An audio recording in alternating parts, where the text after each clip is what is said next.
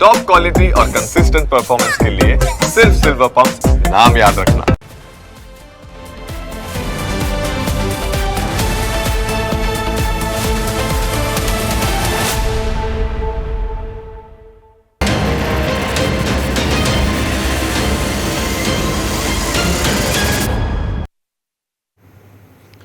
ગરીબ પરિવારો માટેની યોજનાઓ પાછળ સરકાર કરોડો રૂપિયા ખર્ચે છે, પણ આ યોજનાઓ ગરીબો સુધી પહોંચાડવાનું જેનું કામ છે તે તંત્રની લાલિયાવાડીના કારણે આજે હજારો ગરીબો યોજનાના લાભથી વંચિત છે। આવાસો બનીને તૈયાર છે, પણ તે ગરીબોને ફાળવાતા નથી, કારણ કે આવાસોમાં કરી રહ્યું છે મોટું કૌભાંડ। એક એવું કૌભાંડ જે નરી આંખે જોઈ શકાય છે, પણ તંત્ર અને કોન્ટ્રાક્ટરની મિલીભગતના ખેલમાં કોઈની સામે કાર્યવાહી થતી નથી।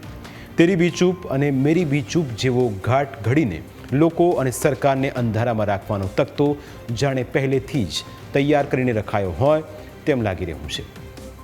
શહેર બદલાય છે, પણ કૌભાંડ નથી બદલાતું।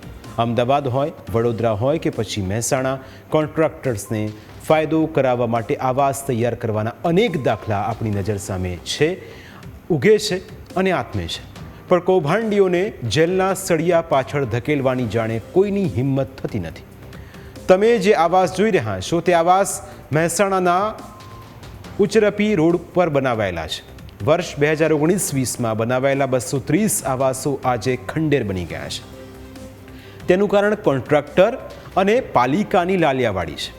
આવાસમાં દરવાજાના કોઈ ઠેકાણા નથી। આવાસમાં ઉપરનો માળનો બનાવાયો છે, પણ ઉપર જવા માટે કોઈ સીડી નથી। ટોયલેટ તો બનાવાયા છે, પણ તેમાં કોઈ ઠેકાણા નથી। આવાસોની કામગીરી હજુ તો અધૂરી હતી, તેમ છતાં મોટા ઉપાડે ફોટો સેશન માટે આવાસો ફાળવી દેવાયા। આ આવાસો સફાઈ કર્મીઓ અને બીજા ગરીબ પરિવાર માટે બનાવવામાં આવ્યા હતા, પણ એની કોઈ સ્થિતિ અત્યારે જોવા મળતી નથી।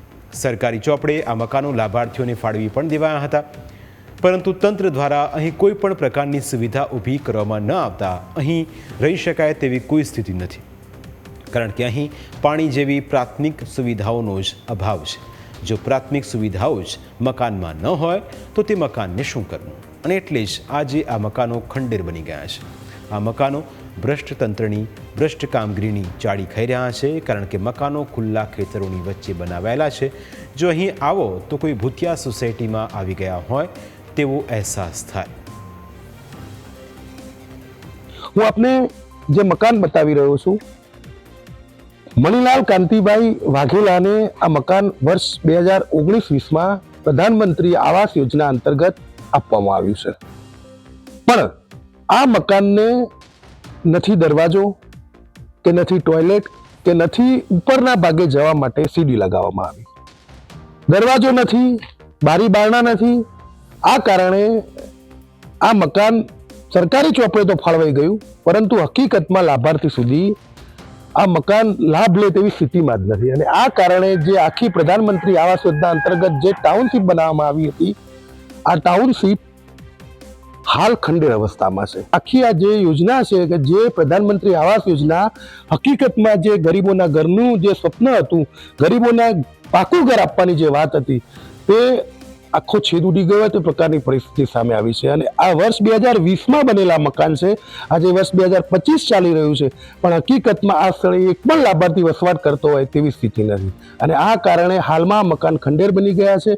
રાત્રિ દરમિયાન આ સ્થળે અસામાજિક પ્રવૃત્તિઓ થતી હોવાની પણ ફરિયાદો ઉઠી છે। આમ છતાં આ જે સ્થિતિ છે તેમાં સુધાર લાવવાનો મનપા દ્વારા કે અન્ય કોઈ એજન્સી દ્વારા કોઈ પ્રયાસ નથી કરવામાં આવે તો એક વાસ્તવિક સ્થિતિ છે। ખંડેર થઈ ગયેલા આવાસોને લઈ પૂર્વ વિપક્ષના નેતા કમલેશ સુતરિયાએ પણ પાલિકાના સત્તાધીશો પર પ્રહાર કર્યા। તેમણે આક્ષેપ કર્યો કે મોટી મોટી જાહેરાતો કરવામાં આવે છે, પરંતુ યોજનાનો હેતુ હજુ સુધી પરિપૂર્ણ થયો નથી। નીચે બિલકુલ બારી દરવાજા નથી, નીચે ફ્લોરિંગ નથી, ઉપરનો બીજો માળ તો બનાવ્યો પણ ત્યાં જવા માટેની સીડી નથી, સંડાસ બાથરૂમની કોઈ વ્યવસ્થા નથી। અનેક પરિસ્થિતિઓ ત્યાં આગળ ખરાબ છે। ત્યાં આગળ કોઈ લાભાર્થી રહેવા જતું ગયું નથી। તો શું 5-5, 7-7 વર્ષ પહેલા યોજનાનો લાભ આલે લાભાર્થી ત્યાં આગળ રહેવા ના જાય તો ખરેખર યોજનાનો હેતુ કઈ રીતે સર થયો કહેવાય? મોટી મોટી જાહેરાતો સરકાર દ્વારા કરવામાં આવે છે, પરંતુ ત્યાં આગળ જેસે તે જ પરિસ્થિતિ છે, લાભાર્થીઓને પોતાનું ઘર હજુ સુધી મળ્યું નથી કે ત્યાં રહેવા જઈ શક્યા નથી. એટલે હાલની પરિસ્થિતિ ત્યાં આગળ બહુ જ વિકટ પરિસ્થિતિ છે. ફક્ત મહેસાણા જ નહીં, વડોદરામાં પણ આવાસ યોજના હેઠળ બનાવાયેલા ઘર ખંડેર બની ગયા છે. સરકારે 2170 આવાસો બનાવવા માટે કરોડો રૂપિયાનો ખર્ચ કરેલો છે, પરંતુ આ આવાસો લાભાર્થીઓને ફાળવવાનો અધિકારીઓ કે નેતાઓને સમય મળ્યો નથી. સયાજીપુરા અને કલાલી વિસ્તારમાં બનાવાયેલા આ આવાસો ધીમે ધીમે ખંડેરનું સ્વરૂપ ધારણ કરી રહ્યા છે. 1-2 વર્ષમાં આવાસો સાવ ખંડેર થઈ જશે અને પછી પાલિકા મકાનો ફાળવશે તો પણ ત્યાં કોઈ રહેવા નહીં જાય, કારણ કે અત્યારે જ આવાસોની હાલત એવી થઈ ગઈ છે કે કોઈ પણ વ્યક્તિને ત્યાં રહેવું પસંદ ન પડે. તેમ છતાં પાલિકાને છેલ્લા 10 વર્ષથી સારું મુહૂર્ત મળ્યું નથી અથવા મહાનગરપાલિકાના સત્તાધીશોએ મુહૂર્ત શોધ્યું નથી. વર્ષ 2015માં ગરીબ પરિવારો માટે આ આવાસો બનાવવામાં આવ્યા હતા, જેમાં સયાજીપુરામાં 1670 આવાસો બનાવાયા હતા, જ્યારે કલાલીમાં 500 આવાસો બનાવવામાં આવ્યા હતા. આ ઉપરાંત જો આ આવાસો 2015 કે 2016માં જ ગરીબ લાભાર્થીઓને ફાળવી દેવાયા હોત તો આજે કદાચ તેની પરિસ્થિતિ આવી ન હોત. આજે જે ઘાસ ઉગી નીકળ્યું છે ત્યાં ગરીબ પરિવારના બાળકો આનંદ કિલ્લોલ કરતા હોત, પરંતુ 10-10 વર્ષ વીતી જવા છતાં હજુ સુધી પાલિકાને આવાસ ફાળવવાનો સમય નથી મળ્યો. વડોદરા મહાનગરપાલિકાના એફોર્ડેબલ હાઉસિંગ વિભાગ દ્વારા વર્ષ 2015ની અંદર આવાસ યોજનાના અલગ અલગ જે મકાનો છે તે બનાવવામાં આવ્યા હતા. તેમાં સયાજીપુરા અને કલાલીની અંદર કુલ 2170 મકાનો બનાવવામાં આવ્યા હતા. હાલ સીધા દ્રશ્યો આપને બતાવીશું.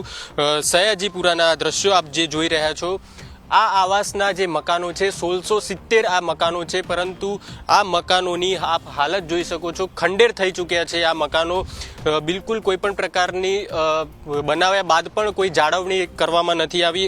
કોઈ લાભાર્થીઓને આ મકાનો હજુ સુધી ફાળવવામાં નથી આવ્યા. ઠેર ઠેર ઝાડી ઝાકડાનું સામ્રાજ્ય જોવા મળી રહ્યું છે.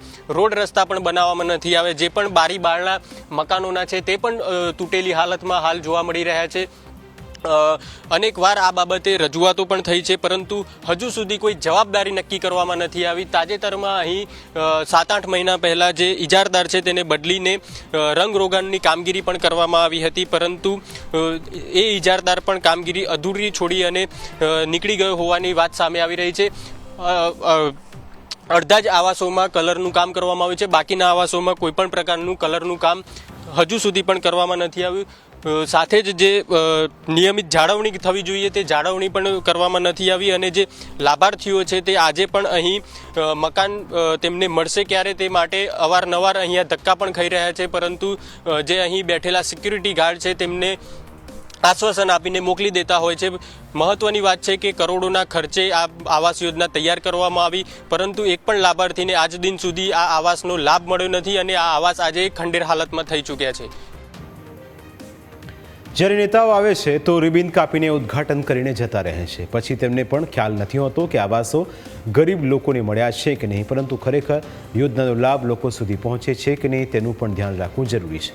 આજે કરોડો રૂપિયા ખર્ચીને પણ જો તેનો લાભ લોકોને ન મળે તો સરકારના કરોડો રૂપિયા ગયા ક્યાં? તે પણ એક સૌથી મોટો પ્રશ્ન છે.